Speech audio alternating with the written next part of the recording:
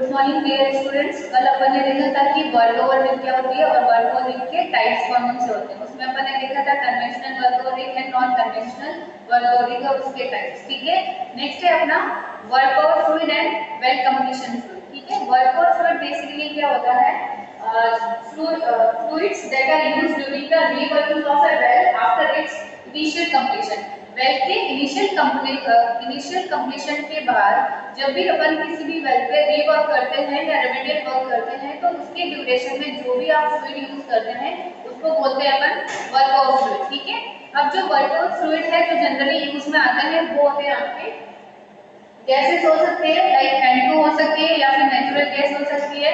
उसके अलावा हो सकता है ब्राइन वाटर या फिर मड वगैरह भी हो सकती है।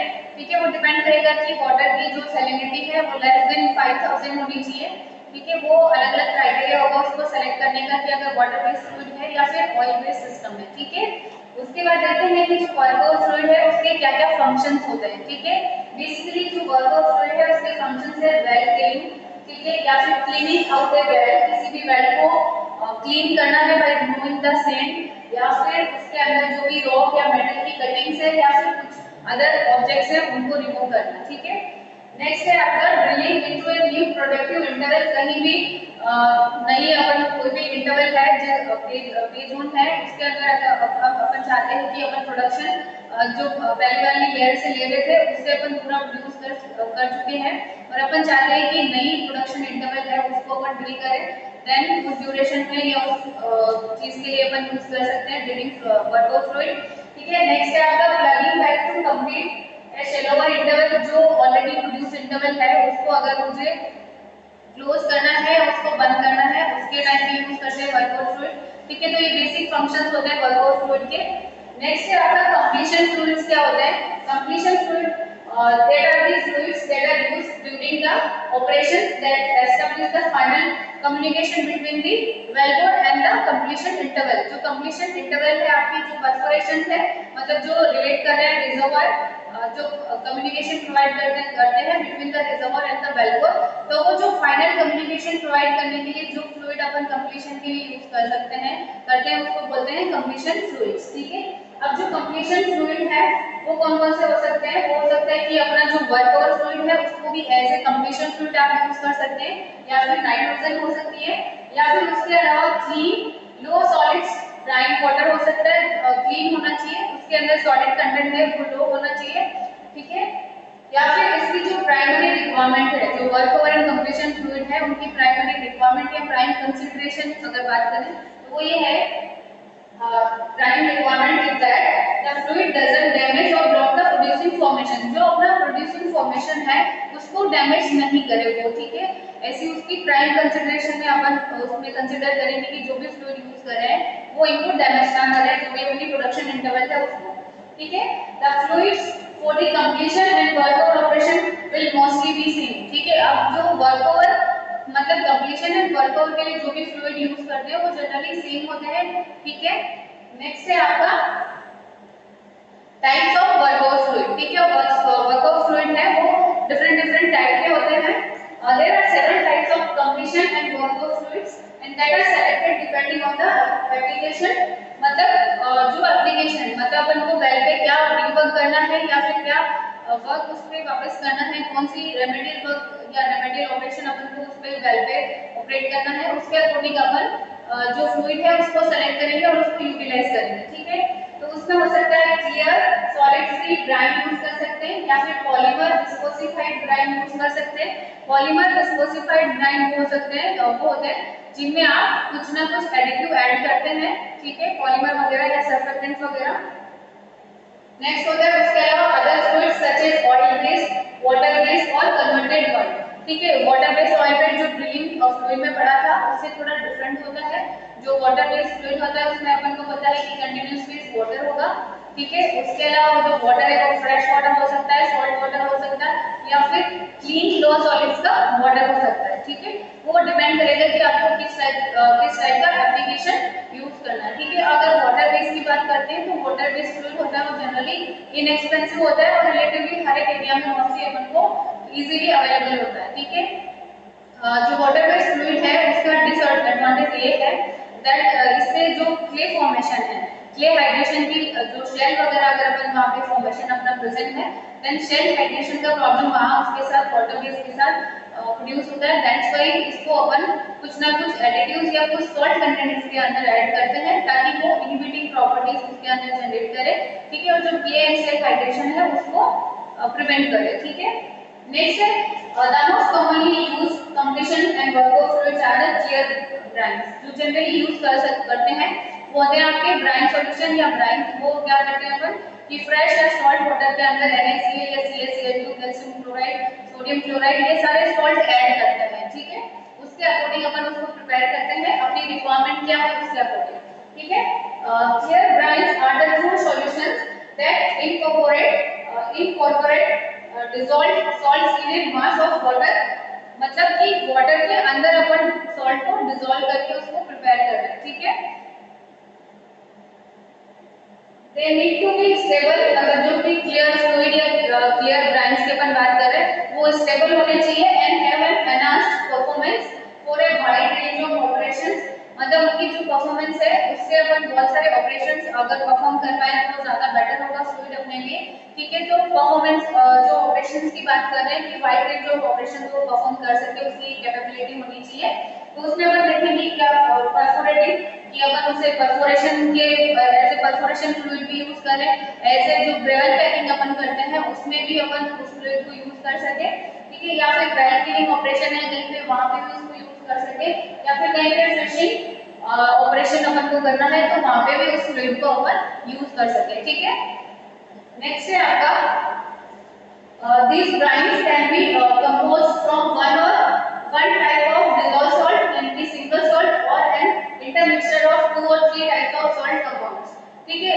इसका मतलब ये हुआ कि जो भी क्लियर ब्राइन्स है उसके अंदर अपन क्या कर रहे हैं कि या तो सिंगली अपन सॉल्ट को डिसॉल्व करें, तो हो सकता है कि ओनली अपन ने वाटर के अंदर NaCl को डिसॉल्व किया है या फिर सिंगल सॉल्ट को डिसॉल्व करें या फिर उससे ज्यादा दो या तीन सॉल्ट को भी एक साथ मिक्स करके अपन उस क्लियर ब्राइन सॉल्यूशन को प्रिपेयर कर सकते हैं या उस क्लियर ब्राइन फ्लूइड को प्रिपेयर कर सकते हैं, ठीक है। अब वो जो प्रिपेयर कर रहे हैं, जो सॉल्ट अपन यूज कर रहे हैं, they should be compatible with each other, मतलब कि वो एक दूसरे के साथ कंपेटिबल होने चाहिए मिक्सिंग के लिए, उसको ध्यान में रखते हुए अपन उस फ्लूइड को प्रिपेयर करेंगे, ठीक है।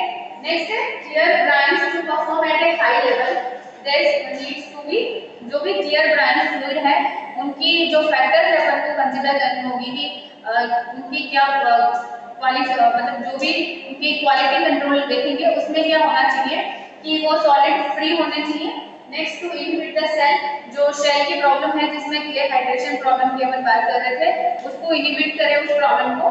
नेक्स्ट है एबल टू बी रीयूज, वो ऐसे होने चाहिए कि उसको अपन वापस रीयूज कर सके, ठीक है।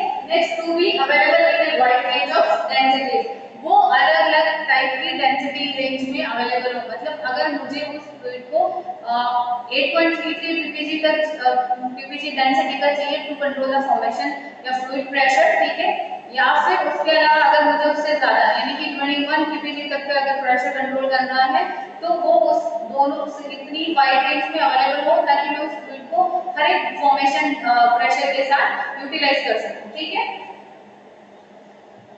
नेक्स्ट है कि जो भी अपन ये फ्लूइड सिलेक्ट करते हैं उसके लिए अपन को कुछ फैक्टर्स कंसीडर होने चाहिए, कंसीडर करते हैं अपन, ठीक है।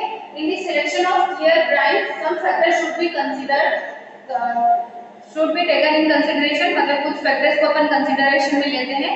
तो फर्स्ट फैक्टर है आपका डेंसिटी एंड टर्बुडिटी, ठीक है।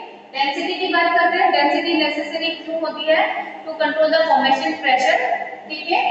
अब इसके लिए जो डेंसिटी रेंज की बात कर रहे हैं वो 8.3 ppg टू 21 ppg हो सकती है depending on the type of the Bryan, किस टाइप का ब्राइन सॉल्यूशन या किस टाइप का सॉल्ट अपन ने डिसॉल्व किया है उसके अकॉर्डिंग अपन डेंसिटी प्रिपेयर उतनी डेंसिटी की फ्लूइड को प्रिपेयर कर सकते हैं, ठीक है।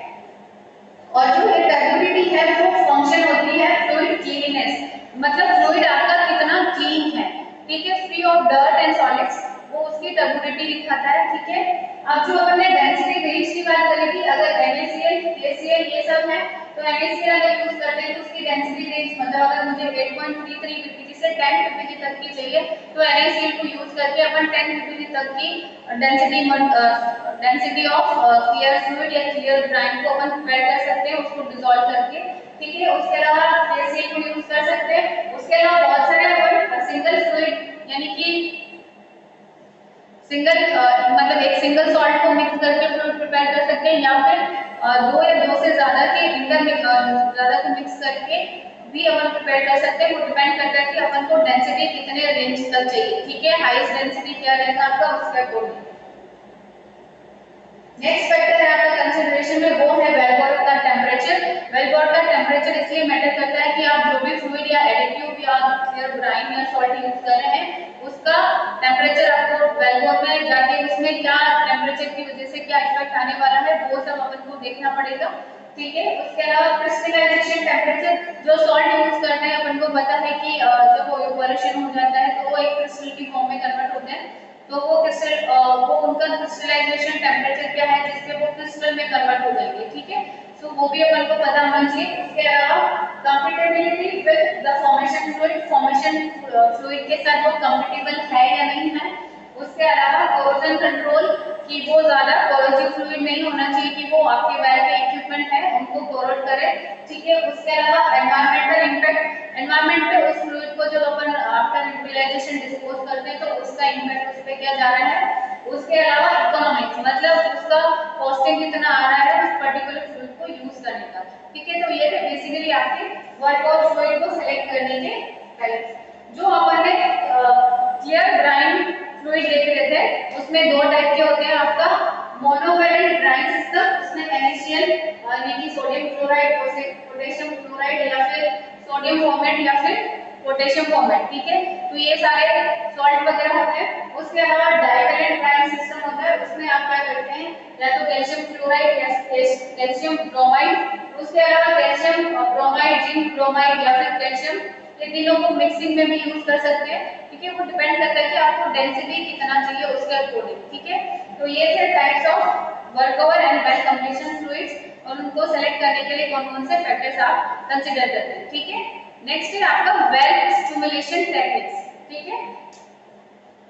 वेल स्टिमुलेशन बेसिकली क्या होता है कि sometimes petroleum exist in a formation but it is unable to flow into the wellbore because the formation has low permeability, ठीक है। बहुत सी बार क्या होता है कि अपने पास एनफ अमाउंट में हाइड्रोकार्बन्स प्रेजेंट रहते हैं रिजर्वोयर में बट उनके पास इतनी एबिलिटी नहीं होती है कि वो इजीली फ्लो करके वेलबोर में आ जाए, ठीक है। तो अब वो फ्लो करके क्यों नहीं आ रहा है ड्यू टू लो परमेबिलिटी, क्योंकि परमेबिलिटी मींस कि फ्लो चैनल्स नहीं है उनके पास कि वो फ्लो करके इजीली वेलबोर में ट्रांसफर हो, ठीक है।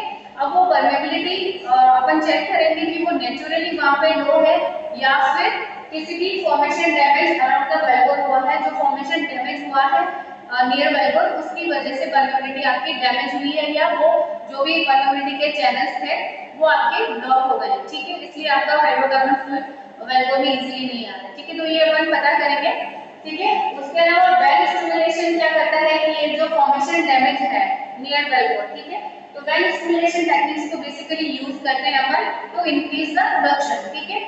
अब well stimulation techniques overcomes the low permeability by creating a new flow channel और एनलार्जिंग ओल्ड फ्लो चैनल्स। मतलब वेल स्टिमुलेशन टेक्निक्स बेसिकली अपन जो यूज कर रहे हैं उसमें अपन क्या करते हैं कि परमेबिलिटी को इंक्रीज करने की ट्राई करते हैं, ठीक है। अब परमेबिलिटी इंक्रीज कैसे करेंगे कि या तो जो भी उसके फ्लो चैनल्स हैं उनको जो ऑलरेडी एग्जिस्ट कर रहे हैं जो ब्लॉक हो गए हैं उनको एनलार्ज करें, ठीक है, या फिर उनको क्लियर करें फ्लो चैनल्स को या फिर नए फ्लो चैनल्स अपन क्रिएट करते हैं, ठीक है। तो वेल स्टिमुलेशन में अपन जनरली जो भी प्रोसेस अप्लाई करते हैं उसका एक ही मोटो होता है कि आपका जो भी वेल का प्रोडक्शन है वो इंक्रीज किया जाए, ठीक है।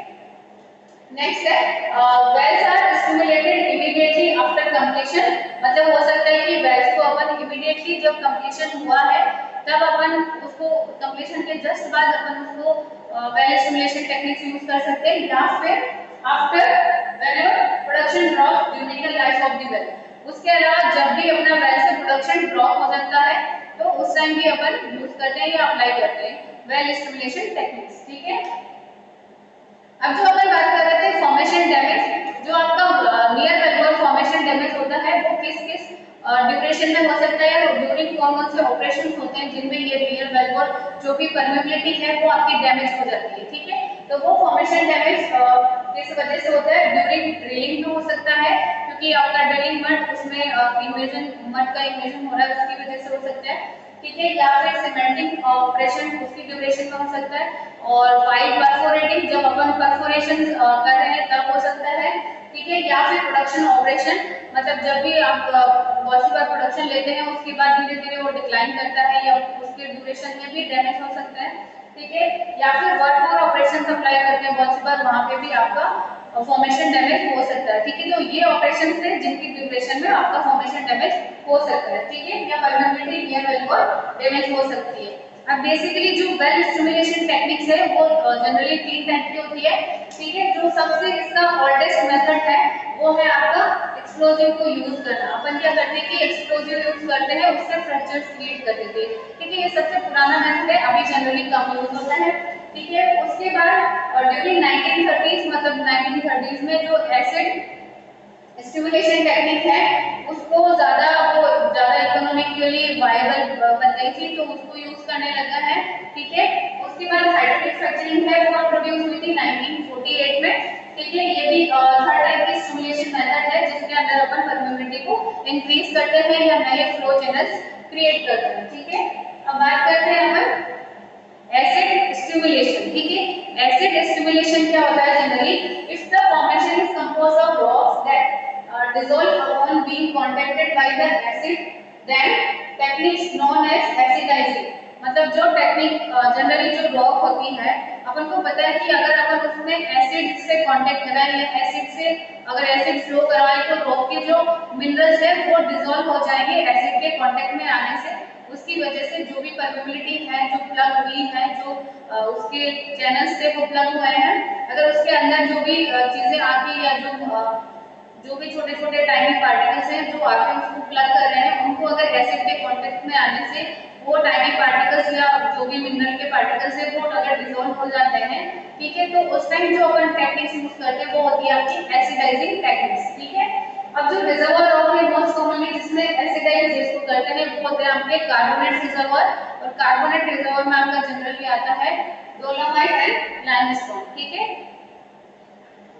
एसिड जो होते हैं वो इतने स्ट्रॉन्ग एनफ होते हैं कि वो रॉक को डिसॉल्व करने के साथ उसके अलावा जो भी आपकी मेटल्स वगैरह है उनको भी डिसॉल्व कर सकते हैं।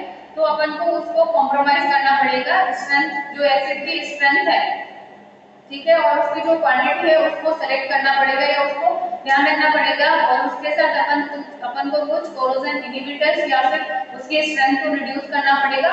वो सब अपन देखेंगे जब डिजाइनिंग की बात करेंगे कि कौन से फैक्टर्स को कंसीडर किया जाएगा। ठीक है, acidizing operation basically consist of pumping from 50 to thousands of gallons of acid down the well। इसमें क्या करते हैं एसिडाइजिंग में जनरली की जो एसिड है लार्ज अमाउंट में like 500 to 1000 gallons of acid है उसको अपन पंप करते हैं वेल के अंदर। ठीक है, the acid travels down the tubing, enters the perforation and contacts the formation। ठीक है, जनरली क्या होता है कि यहाँ से एसिड अपन ने पंप किया, ये यहाँ से ट्यूबिंग में आया, देन परफोरेशन के थ्रू फॉर्मेशन में गया, फॉर्मेशन में जाके फॉर्मेशन से कांटेक्ट करेगा, और जो भी उसके मिनरल्स हैं या मिनरल्स के जो पार्टिकल्स हैं जो उसको डिसॉल्व कर रहे हैं उनको डिसॉल्व आउट कर देगा एसिड और उनको रिमूव कर देगा। ठीक है, a hydrochloric acid HCl solution is generally the most efficient and economic agent for acidizing carbonate formation।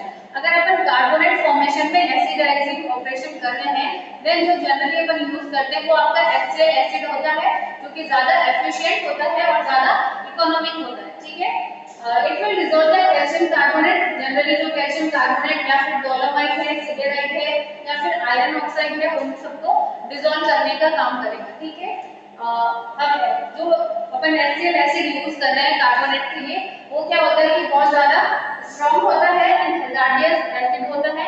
ठीक है, and highly corrosive to iron and steel होता है। ठीक है, तो इसको अपन डायरेक्टली यूज नहीं कर सकते, इसके साथ अपन कुछ एडिटिव्स या कुछ इनहिबिटर्स डालेंगे उसके बाद अपन उसको यूज करेंगे। ठीक है,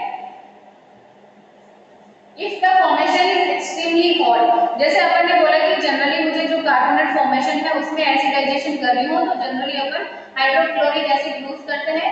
बट जहाँ पे टेम्परेचर ज्यादा हाई हो या जो रिजर्वर टेम्परेचर है उसका टेम्परेचर अगर 250 डिग्री फ़ारेनहाइट या उससे ज्यादा होता है, तब जो हाइड्रोक्लोरिक एसिड है उसको अपन यूज नहीं कर सकते। और वैसे भी वो क्या होता है, बहुत ज्यादा कोरोसिव होता है आयरन मॉलिक्यूल्स के लिए, तो उसको वैसे भी अपन इनहिबिटर्स के साथ यूज करते हैं।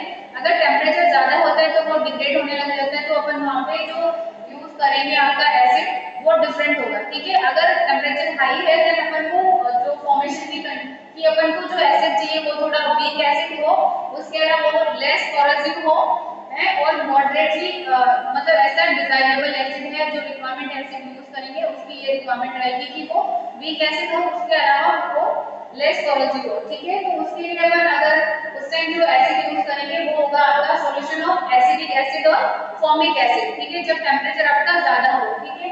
ये जो आपका फॉर्मिक एसिड होता है वो स्लो रिएक्टर होता है, धीरे धीरे रिएक्ट करता है, ठीक है। उसके अलावा other acid that are sometime used into sulphonic acid, nitric और हाइड्रोफ्लोरिक एसिड भी यूज कर सकते हैं। और जो नाइट्रिक एंड हाइड्रोफ्लोरिक एसिड है वो बहुत ज्यादा कॉस्टली होते हैं और वेरी डेंजरस भी होते हैं, दैट्स व्हाई उनको अपन पूरे प्रिकॉशंस के साथ यूज करेंगे उसको, ठीक है, जहां भी उसको यूटिलाइज करना है अगर, ठीक है। अब एसिड क्या होते हैं, acids are generally diluted in water, acids को अपन वाटर के साथ डाइल्यूट करके फिर यूज करते हैं, ठीक है। अब जो कंसंट्रेशन उसकी होगी वो होगी 3 to 8% acid by the weight, ठीक है, वाटर के साथ डाइल्यूट करेंगे depending on the type of the acid कि वो कितना किस टाइप का एसिड है और उसकी एसिडिक नेचर कितनी ज्यादा है, मतलब कि वो कितना स्ट्रॉन्ग एसिड है उस पर डिपेंड करेगा। And factors such as the reaction time क्या है उसका, उसके अलावा कोरोजन हैजार्ड क्या है, क्योंकि कोरोजन को कितना ज्यादा एग्रीवेट करेगा, ठीक है। And emulsion forming properties of the crude oil, जो क्रूड ऑयल है वहां पे उसकी इमल्शन फॉर्मिंग प्रॉपर्टीज क्या है उसके अकॉर्डिंग आप एसिड को सेलेक्ट करेंगे या उसको वाटर के साथ डाइल्यूट करेंगे, ठीक है। The acid type and acid concentration in acid solution used in acidizing is selected on the basis of mineral in the formation and field experience।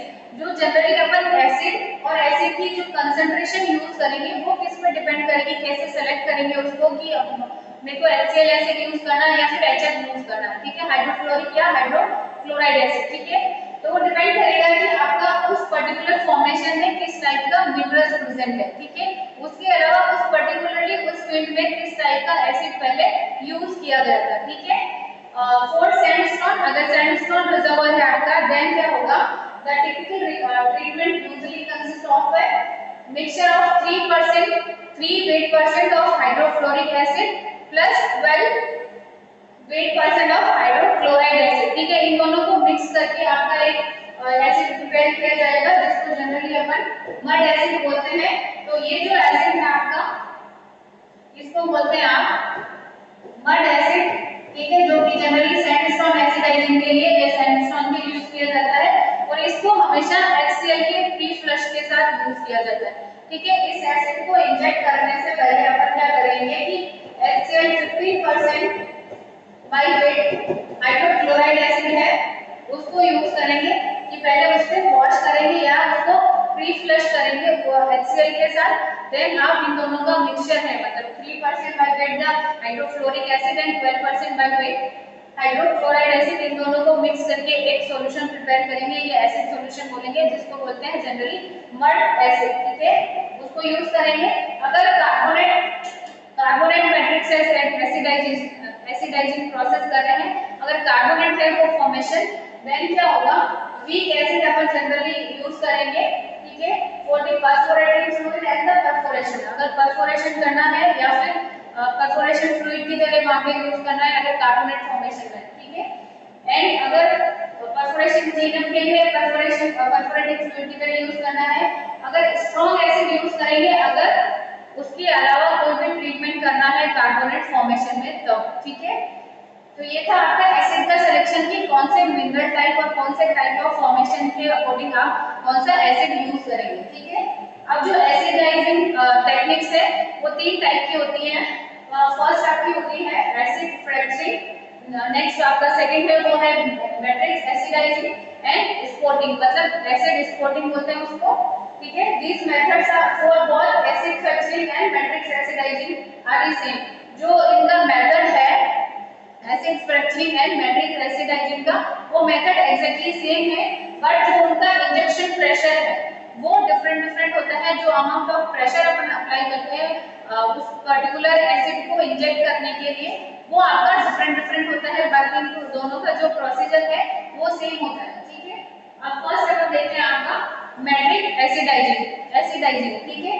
अब जो मैट्रिक एसिडाइजिंग है जिसको अपन बोलते हैं also called as acid matrix treatment is a technique to stimulate the wells for improving well inflow performance. जो आपका IPR है, रिजर्वोयर से वेलफोर का फ्लो है, उसको मुझे इंप्रूव करना है, उसके लिए बेसिकली अपन मैट्रिक एसिडाइजिंग टेक्निक यूज करते हैं, ठीक है।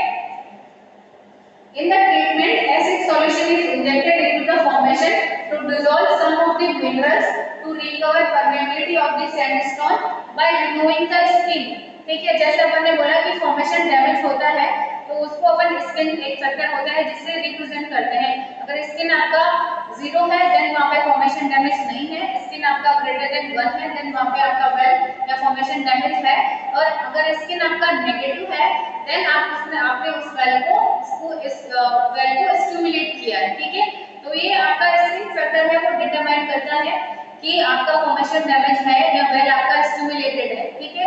जनरली नेगेटिव स्किन होती है वो रिप्रेजेंट करेगी कि आपका जो वेल है वो स्टिमुलेटेड है, मतलब आपने वहां पे या तो एसिड फ्रैक्चरिंग करी है अगर कार्बोनेट फॉर्मेशन है, और मैट्रिक एसिडाइजिंग टेक्निक यूज करी अगर वहां पे आपका सैंडस्टोन फॉर्मेशन है, ठीक है। तो अपन जनरली क्या करते हैं मैट्रिक एसिडाइजेशन में कि जो सैंडस्टोन फॉर्मेशन है उसमें अपन जो भी परमेबिलिटी डैमेज हुआ था नियर वेलबोर, उसमें अपन ने स्किन को रिमूव किया है टू इंक्रीज द परमेबिलिटी, ठीक है। और जो कार्बोनेट्स है उनमें नियर वेलबोर जो परमेबिलिटी है उसको इंक्रीज करते हैं, उसमें फॉर्मेशन डैमेज को रिमूव करते हैं, ठीक है। In matrix acidizing the acid injection pressure जो होता है वो लेस देन होता है फॉर्मेशन के फ्रैक्चर प्रेशर से, मतलब एसिड को जिस प्रेशर के साथ इंजेक्ट कर रहे हैं वो प्रेशर लेस देन होगा कि फॉर्मेशन का फ्रैक्चर प्रेशर है उससे कम होगा, ठीक है। During metric acidizing, the acids dissolve the sediments and mud solids within the pores that are inhibiting the permeability of the rock. मतलब during matrix acidizing एक्चुअल में हो क्या रहा है कि जो भी वहाँ पे एसिड क्या करेगा कि जो भी सेडिमेंट्स और मड के सॉलिड्स हैं जो कि पोर्स के अंदर जाके पोर्स को प्लग कर चुके थे उनको डिसॉल्व करेगा और उससे आपकी परमेबिलिटी है उसको इम्प्रूव करेगा या उसको वापस सही करेगा, रेक्टिफाई करेगा, ठीक है। ये मोस्टली जो यूज होती है ये वाली मैट्रिक एसिडाइजिंग टेक्निक वो मोस्टली यूज होती है सैंडस्टोन फॉर्मेशंस में, ठीक है। Due to extremely large surface area contacted by the acid in a matrix treatment, इसमें क्या होता है कि बहुत ज्यादा एक्सट्रीमली लार्ज एरिया होता है जिसको मैट्रिक एसिडाइजेशन टेक्निक होती है उसमें जो एसिड है वो लार्ज एरिया को कांटेक्ट करता है, ठीक है। That's why spending time is very short. जो एसिड है वो क्या होता है जल्दी से स्पेंड हो जाता है क्योंकि एरिया लार्ज है तो एसिड की क्वांटिटी जल्दी से खत्म हो जाएगी और एसिड जो स्पेंड होगा वो जल्दी से हो जाएगा, ठीक है। Therefore it is difficult to affect formation more than a few feet from the wellbore. तो इसकी वजह से क्या होता है कि जो वेलबोर है उसके कुछ फीट तक ही आप उसकी जो नियर वेलबोर रीजन अपन बात कर रहे हैं वो वेलबोर से कुछ फ्यू फीट ही अवे होता है, तो उतनी ही वेलबोर के जो एरिया है नियर वेलबोर उसको ही आप या नियर वेलबोर की परमेबिलिटी है उसको ही आप इंप्रूव कर सकते हैं, ठीक है। बाकी अगर far away from the wellbore बात करेंगे तब आप उसको इंप्रूव नहीं कर सकते, ठीक है, क्योंकि इसमें एरिया है वो लार्ज है कॉन्टेक्टिंग एरिया, उसकी वजह से जो आपका एसिड है वो जल्दी से स्पेंड हो रहा है, ठीक है। नेक्स्ट है आपका एसिड फ्रैक्चरिंग। एसिड फ्रैक्चरिंग में क्या होता है जो एसिड इंजेक्शन प्रेशर होता है वो ग्रेटर देन होता है मैट्रिक्स का जो भी फॉर्मेशन का फ्रैक्चर प्रेशर है उससे ज्यादा प्रेशर पे अपन एसिड को इंजेक्ट करते हैं, ठीक है। The reservoir is hydraulically fractured and then the fractured faces are edged with acid to provide linear flow channels to the valve. इसमें अपन क्या करते हैं हैं एसिडाइजेशन में कि जो भी आपका एसिड है उसको हाई प्रेशर मतलब जो एसिड का इंजेक्शन प्रेशर है वो ग्रेटर देन है फॉर्मेशन के फ्रैक्चर प्रेशर से। तो उसमें क्या करते हैं कि अपन हाइड्रोलिकली जो भी रिजर्वर है उसको फ्रैक्चर करेंगे, देन जो भी फ्रैक्चर जनरेट हुए हैं उनको अपन एसिड के थ्रू वापस वॉश करेंगे ताकि वो लीनियर फ्लो चैनल्स अपन को प्रोवाइड करें। ठीक है, the application of acid fracturing is confined to carbonate reservoirs। ये जो जनरली एसिड फ्रैक्चरिंग यूज करते हैं वो जनरली कार्बोनेट रिजर्वोयर में ही यूज करते हैं, सैंडस्टोन में एसिड फ्रैक्चरिंग यूज नहीं की जाती। ठीक है, and shouldn't be used to stimulate sandstone, shell और coal seam reservoirs। इन सब में एसिड फ्रैक्चरिंग यूज नहीं होती है। ठीक है, it is a popular method because even injecting acid at a moderate pumping rate in the low permeability limestone and dolomite formation usually results in fracturing। मतलब अगर अपन लो pumping rate पे भी acid को इंजेक्ट करते हैं तब भी अपन जो लाइमस्टोन एंड डोलोमाइट है उनको इजीली फ्रैक्चर कर सकते हैं। ठीक है, अब जो इसके साथ मेजर प्रॉब्लम है वो क्या है?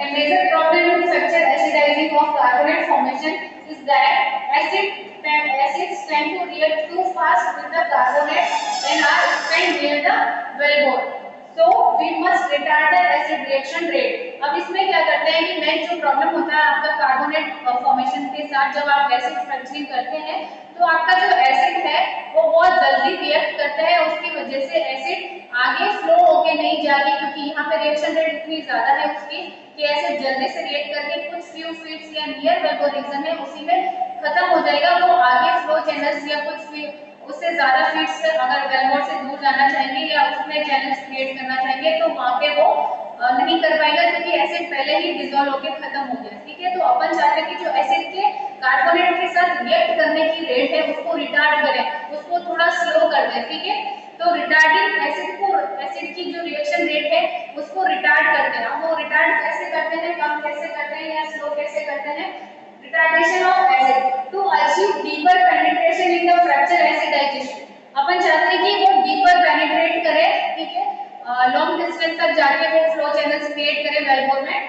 तो क्या होता है, it is often desirable to retard the acid reaction rate. जो एसिड की रिएक्शन रेट है उसको अपन स्लो कर देते हैं। ठीक है, देन क्या होता है, it can be done by gelling, emulsifying या फिर केमिकली रिटार्डिंग द एसिड। या तो अपन कोई इमल्सिफाइंग एजेंट यूज करें या कोई जेल एसिड यूज करें, ठीक है, या फिर केमिकली जो एसिड है उसको रिटार्ड करें। ठीक है, अब फर्स्ट देखते हैं आपका जेल्ड एसिड। जो एसिड है वो जेल्ड अपन ने बनाया है, वो उसका क्या फायदा है वो देखते हैं।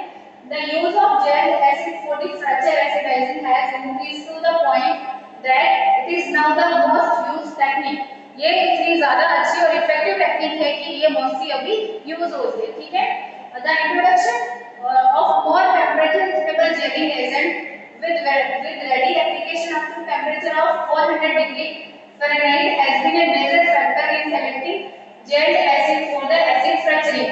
ये जो जेल्ड एसिड है वो क्या होता है कि जो इसके टेम्परेचर को बियर करने की कैपेसिटी है ऑलमोस्ट 400 डिग्री फ़ारेनहाइट टेम्परेचर पे भी ये अच्छे से काम करता है। दैट्स व्हाई जो इसको सेलेक्ट करने का क्राइटेरिया है कि ये हाई टेम्परेचर पे भी काम करता है, इसलिए मोस्ट प्राइम कंसंट्रेशन हो जाता है। ठीक है, there are two types of gelling system. दो टाइप के जेलिंग सिस्टम जनरली यूज होते हैं। फर्स्ट है आपका पॉलीमर एंड दूसरा आपका है substrated which are the more common in the use. ये दो टाइप के सिस्टम है जेलिंग सिस्टम जो सबसे ज्यादा एसिड के रिएक्शन रेट को रिटार्ड करने या स्लो करने के लिए काम में लेते हैं। ठीक है, नेक्स्ट है आपका इमल्सिफाइड एसिड। इमल्सिफाइड एसिड क्या होता है? for many years the primary retarded acid for fracture acidizing which was the acid in oil emulsion जो कि जनरली यूज होता था। this type retarded acid is very functional but it is no longer the primary fracture acid method used। ये पहले था पर अभी use generally use नहीं होता है जिसमें अपन एसिड इन ऑयल emulsion को क्रिएट करते हैं। ठीक है, लिमिटेड टेम्परेचर रेंज, जो इसकी टेम्परेचर रेंज और जो स्टेबिलिटी होती है वो लिमिटेड होती है कि कुछ पर्टिकुलर टेम्परेचर रेंज के बाद ये वर्क नहीं करेगा। ठीक है, and with high viscosity and high friction loss, इसमें जो विस्कोसिटी होती है बहुत ज्यादा हाई होती है और उसकी वजह से जो फ्रिक्शन लॉस होते हैं वो भी ज्यादा होते हैं। दैट्स व्हाई ये कम यूटिलाइजेशन है। ठीक है, It does however have the ability to restrict the contact between the acid and the formation. ये क्या करता है कि इमल्शन फॉर्म करने की वजह से जो फॉर्मेशन एंड एसिड के बीच का रिएक्शन है वो थोड़ा सा स्लो कर देता है, ठीक है, to reduce the fluid loss, ताकि अपना जो एसिड है वो लॉस नहीं हो फॉर्मेशन में, ठीक है, and to retain the large quantities of the treating fluid in the fracture, ताकि जो ट्रीटमेंट फ्लूइड है जो एसिड है वो ज्यादा अमाउंट में आगे फ्लो करके जाए और लॉन्ग चैनल्स को क्रिएट करे, ठीक है। नेक्स्ट आता है जो एसिड रिएक्शन रेट है उसको अपन केमिकली रिटार्ड करते हैं। केमिकली रिटार्डेड एसिड, उसमें क्या होता है, acid retardation of HCl is obtained by the addition of unique surfactant to the acid। अगर HCl जो हाइड्रोक्लोराइड एसिड है उसको मुझे रिटार्ड करना है तो मैं स्पेशल टाइप का उसके साथ क्या करूंगी, सरफेक्टेंट ऐड करूंगी, ठीक है। Acid which form the protective films on the surface of the limestone or dolomite। ये सरफेक्टेंट क्या करेगा कि एक सरफेस फिल्म क्रिएट करेगा लाइमस्टोन और डोलोमाइट के ऊपर, ठीक है। These films retard the reaction rate in much the same way that an acid corrosion inhibitor protects the metal। जैसे ये अपन corrosion inhibitors यूज करते हैं वो क्या करते हैं, एक प्रोटेक्टिव लेयर क्रिएट करते हैं स्टील के ऊपर ताकि जो भी फ्लूइड है उसके कांटेक्ट में नहीं आए वो उस लेयर की वजह से, प्रोटेक्टिव लेयर की वजह से, ठीक है। तो सेम वे में ये भी वर्क करता है कि ये क्या करता है, सरफेक्टेंट एक लाइमस्टोन एंड जो डोलोमाइट है उसकी सरफेस पे एक प्रोटेक्टिव लेयर जनरेट करेगा, ठीक है, उसकी वजह से जो एसिड और कांटेक्ट में आ रहा है वो कम आएगा, ठीक है। In addition to retarding acid reaction rate, chemical retarders tend to promote non, ये क्या करते हैं कि जो केमिकल एसिड रिटार्डेशन के अलावा क्या करते हैं कि non uniform ageing of the fracture faces, मतलब वो यूनिफॉर्मली डिस्ट्रीब्यूट नहीं होगा, वो फ्रैक्चर जो क्रिएट होंगे वो यूनिफॉर्म क्रिएट नहीं होंगे, नॉन यूनिफॉर्म होंगे, जिससे जो आपका कंडक्टिविटी है, फ्रैक्चर कंडक्टिविटी, मतलब जो आपस में उनके कनेक्शन है वो इंक्रीज हो जाएंगे, उसकी वजह से जो आपका फ्लो मिल रहा है आपको वो इंक्रीज हो जाएगा, आपकी प्रोडक्टिविटी ज्यादा इंक्रीज हो जाएगी, ठीक है। थर्ड टाइप है आपका वो है एसिड स्पॉटिंग। स्पॉटिंग में अपन क्या करते हैं, spotting acid means to pump a small amount of acid into a particular spot in a well।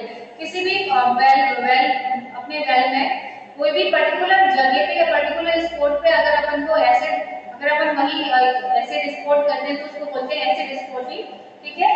Spotting removes the deposit on the face of the producing formation. ये जो producing formation है उसके face पे जो भी चीजें deposit हुई है उनको रिमूव करने का काम करेगा, ठीक है। ये था आपका कौन कौन से आपके एसिड हैं और कौन से कॉमन एसिड जो मेथड्स हैं, जो मैट्रिक एसिडाइजेशन है या फिर एसिड फ्रैक्चरिंग है कहाँ पे यूज करेंगे, या जो स्पॉटिंग है कैसे यूज करेंगे, ठीक है। नेक्स्ट है आपका एसिड एडिटिव्स। जो एडिटिव्स यूज करते हैं वो क्यों यूज करते हैं, ठीक है, और कौन कौन से होते हैं। Acidizing can cause a number of well problems. जो एसिडाइजिंग अपन कर रहे हैं वो क्या करती है कि नंबर ऑफ प्रॉब्लम्स वेल में क्रिएट करती है, ठीक है। एसिड में रिलीज द फाइन्स, एसिड क्या करेगा, हो सकता है कि कुछ फाइन्स को रिलीज कर दे या फिर कुछ प्रेसिपिटेट क्रिएट कर दे, ठीक है, या फिर कुछ इमल्शन वहां पे फॉर्म करे, ठीक है, या फिर वहां पे स्ट्रेस को क्रिएट कर दे, या फिर जो अपना स्टील है उसको कोरोड करे, ठीक है। ये सारी प्रॉब्लम्स एसिड को, जो एसिडाइजिंग टेक्निक यूज कर रहे हैं उसमें जो एसिड यूज कर रहे हैं वो सारी प्रॉब्लम्स क्रिएट कर रहे हैं, ठीक है। तो इन सारी प्रॉब्लम्स को करेक्ट करने के लिए अपन क्या करते हैं कि एडिटिव्स यूज करते हैं, ठीक है। अब जो एडिटिव्स है उसमें फर्स्ट है आपका सरफेक्टेंट। सरफेक्टेंट क्या करेगा, should be used on all acid job to reduce the surface and interfacial tension, ताकि अपन सरफेस एंड इंटरफेशियल टेंशन को रिड्यूस कर सके, ठीक है। And to prevent the emulsion, अपन इमल्शन को प्रिवेंट कर सके, ठीक है। उसके अलावा to water wet the formation, formation को वाटर वेट करे, ठीक है, या फिर and to safeguard against other associated problem, या उसके अलावा जो भी अदर एसोसिएटेड प्रॉब्लम है उनको सेफ गार्ड प्रोवाइड करें या उनको गार्डिंग करें, ठीक है। नेक्स्ट है आपका suspending agents. Most carbonate formation contain free soluble which can block the formation course of the fracture if fines released by the acid are allowed to settle and bridge, ठीक है। जो suspending agent है वो अपन क्यों use कर रहे हैं कि बहुत सारे क्या होते हैं जो अपना कार्बोनेट फॉर्मेशन है उसके अंदर जो चीजें सॉल्युबल है, जो पार्टिकल्स या जो भी मिनरल्स है वो सॉल्युबल है, वो तो एसिड की वजह से डिसॉल्व हो जाएंगे। पर जो डिसॉल्व नहीं होंगे उनको अगर अपन सस्पेंड करके नहीं रखेंगे तो वो क्या करेंगे, सेटल डाउन होके वहां पे जो भी फॉर्मेशन के फोर्स है उनको ब्लॉक करेंगे, ठीक है, या फिर फ्रैक्चर से उनको ब्लॉक करेंगे। तो उसको अपन सेटल डाउन होने से रोकने के लिए क्या करते हैं, वहां पे सस्पेंडिंग सर्फेक्टेंट यूज करते हैं। और जैसे हैलीबर्टन है उसने अपना HC2 करके एक सर्फेक्टेंट दिया है in concentration of about 5 gallons पर 1000 गैलन्स ऑफ एसिड। अगर 1000 गैलन्स ऑफ एसिड है तो उसमें 5 गैलन ऑफ HC2 हैलीबर्टन का जो सस्पेंडिंग सर्फेक्टेंट है उसको यूज करते हैं। तो वो क्या कर रहे थे, जो भी फाइन्स है उनको सस्पेंड करके रखने का ऑलमोस्ट फॉर 24 आवर्स और may be for the 7 days, ठीक है। Suspending agents are usually polymer और सर्फेक्टेंट। जो सस्पेंडिंग एजेंट अपन यूज करते हैं वो जनरली या तो पॉलीमर होंगे या फिर सर्फेक्टेंट होंगे, ठीक है।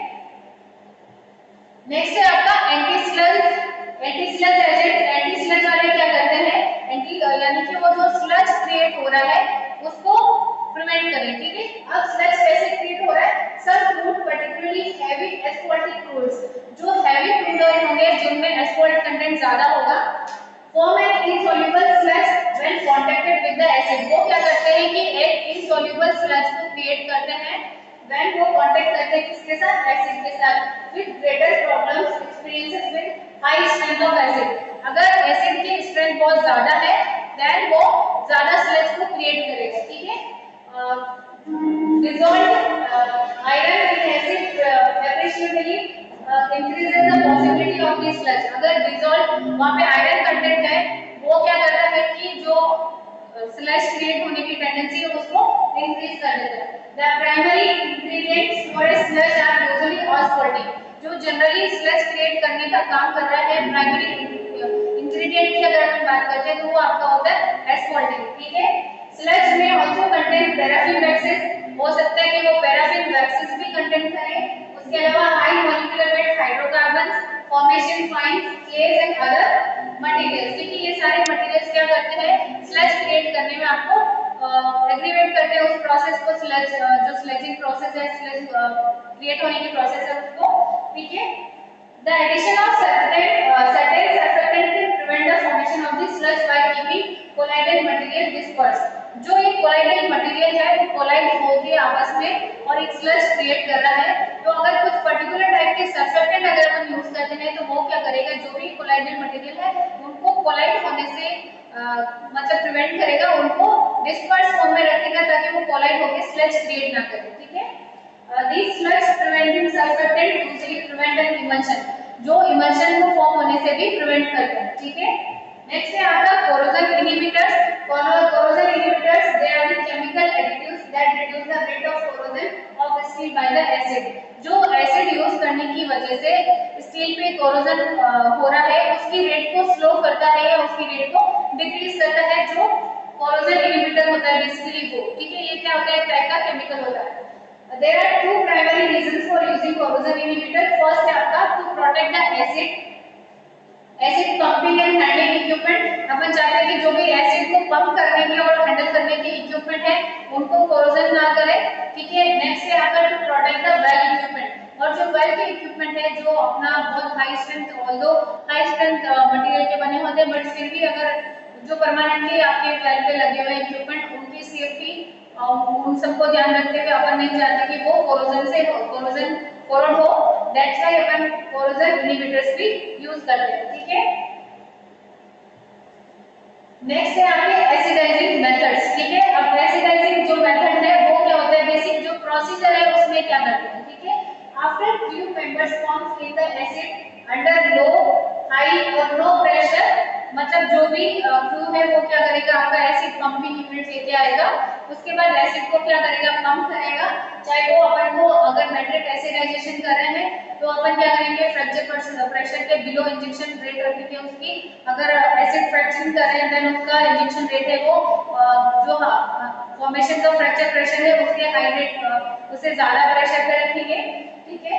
उसको पंप करने के बाद they seal the well to allow the acid to break with the rock. उसमें क्या करते हैं कि जैसे ही अपन ने एसिड इंजेक्ट कर दिया एक बार वेल में और उससे वो परफोरेशन से होके फॉर्मेशन तक गया है, तो अपन जो भी वेल है उसको सील कर देंगे या उसको बंद कर देंगे, ठीक है।